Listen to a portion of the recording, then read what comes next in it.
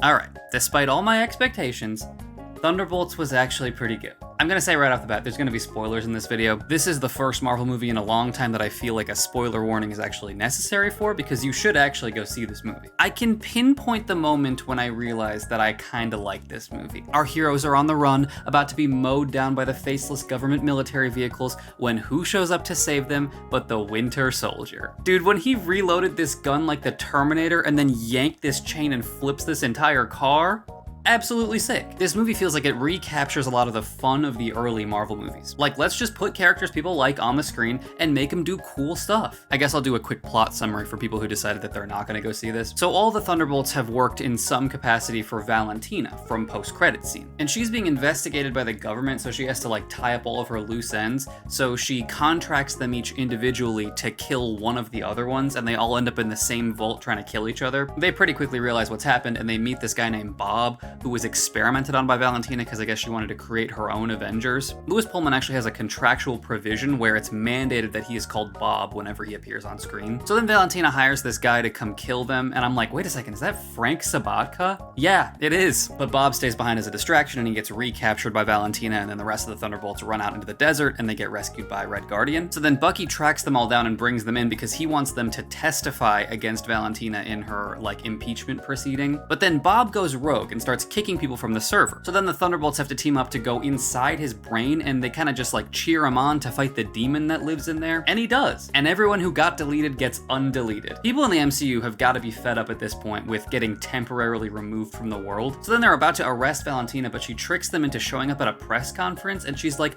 behold, the new Avengers. And everyone claps. And Yelena is like, haha, okay, I guess you can get away with it this time, but I'm watching you. This movie feels like they remade Avengers 1. The plot structure, getting all these characters together, and they just can't seem to work as a team before they do in fact work as a team. The shots of the heroes saving frightened New Yorkers from the big looming threat, like it kind of very much just feels like we're watching another Avengers 1, but honestly, I'm fine with that. Phases 4 and 5 have made me yearn for a simple, well-executed superhero movie. It's not groundbreaking, it's a pretty standard Marvel movie. It kind of feels like they still don't know how to have just like an emotionally authentic moment without stepping on it with like quippy Marvel dialogue, but it was solidly entertaining. From a movie enjoyer perspective, it was pretty interesting to see them try to give this movie a bit more style than your average Marvel movie. A couple months ago, they put out a trailer for this movie really emphasizing all of its like indie movie bona fides, like from the director of Beef and featuring actors from Midsommar and A Different Man. And it's like, yeah, but also Night Swim. With that said, all the performances in this movie were really good. I found myself noticeably enjoying the camera work. The lighting in most Marvel movies ends up feeling very like flat or like soap opera-y, but the visual style of Thunderbolts ends up feeling a lot more distinctive. It feels like there's a lot more contrast. The music was pretty sweet too. Like they created themes for these characters that feel very familiar but still different. The Thunderbolts main theme, you can hear hints of the Avengers theme in there, but it's just like a variation almost. It's kind of cool. And perhaps the happiest surprise of all, the post-credit scene actually teases something that's gonna get made. Let's do a multiverse saga post-credits roundup. Whoa, these rings are acting as a beacon. Never went anywhere. Hey guys, it's me, Harry Styles. I'm Thanos' brother. Never saw him again. Charlize Theron. Never saw her again. Thor, look out, Hercules is coming to kill you. No, he isn't. Thunderbolts uses the post-credit scene to tease Fantastic Four, like the very next thing we're gonna see. It feels kind of like the Phase 1 post-credit scenes, like how Iron Man 2 sets up Thor. For me, the takeaway from this movie is that Marvel just rebooted the MCU. Like, this was about as explicit as you could be without actually coming out and saying this is a reboot. We're just gonna pretend the last few years didn't happen and pick back up where we left off in like 2021, give or take. They try to do this weird marketing thing with the title of this movie where now that it's been released,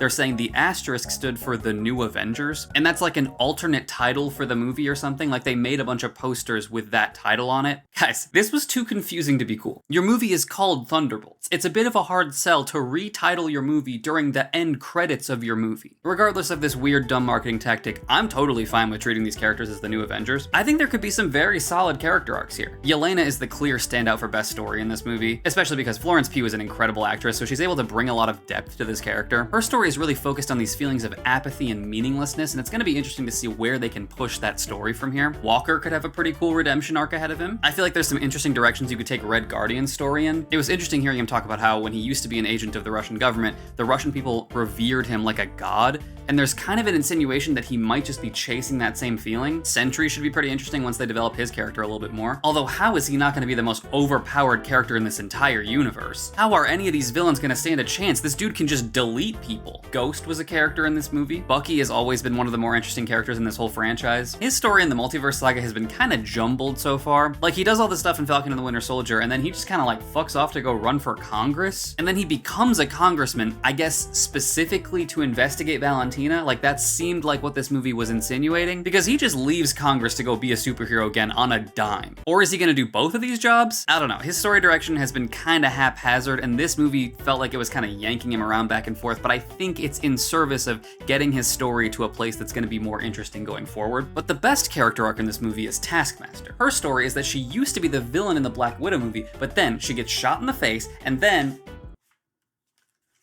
Oh, that's it. Taskmaster was the coolest villain from phases 4 and 5. It would have been so sick to see them develop this character into a hero, because holy shit, her powers are badass. But instead they chose to kill her within 15 minutes of this movie starting. Was this not scripted? Did they shoot her in real life and had to quickly write the rest of the movie around this? I'm gonna make a prediction. This next Avengers movie is gonna be a little bit rough. Like, you have to smash in Thor, Captain America, Shang-Chi, X-Men, Fantastic Four, the Thunderbolts, and to save enough time to set up villain Tony Stark. There's too much going on there, guys. Either this movie is going to feel rushed as hell, or it's gonna be 4.5 hours long. But there was this interesting interview with Kevin Feige a couple days ago where he acknowledged that the TV shows have kind of felt like homework, and that they're stifling the ability of the movie stories to progress at all. And he says that going forward, the TV shows are gonna become side stories again. So when you take those kinds of statements, plus how promising this movie feels, for the first time in like 6 years, I'm actually kind of optimistic about this franchise getting better. And that's crazy, because literally like 2 months ago, I was convinced that this was completely unfixable, because I had just seen this atrocity. They might actually be starting to address the issues that I've been making YouTube videos about for years now. The world might actually get to grow and evolve. We might have character arcs again. Do I think Kevin Feige made these changes because he saw my YouTube videos?